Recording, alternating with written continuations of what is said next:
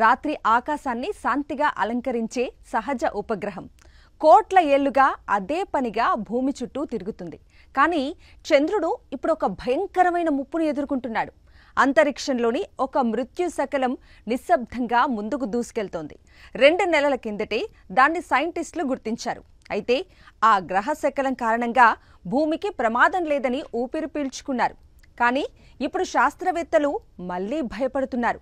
ఎందుకంటే ఆ గ్రహ శకలం చంద్రుణ్ణి ఢీకొట్టే అవకాశం ఉంది. నిజానికి ఇది చాలా చిన్న మార్పు. కానీ అంతరిక్ష గణనల్లో చిన్న మార్పులే పెద్ద విధ్వంసాలను తీసుకొస్తాయి.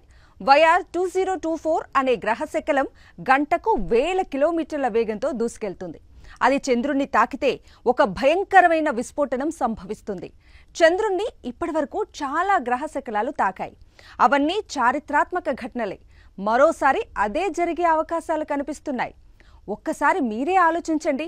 రాత్రివేళ నింగిలో ఉన్న చంద్రుడు ఒకేసారి మాయమైపోతే, అతిపెద్ద విస్ఫోటనం అందరికీ ప్రత్యక్షంగా కనిపిస్తే దాని ప్రభావం అక్కడితో ఆగదు. చంద్రుణ్ణి తాకిన దెబ్బతో లక్షల టన్నుల రాళ్లు, ధూళి అంతరిక్షంలోకి ఎగిసిపడతాయి.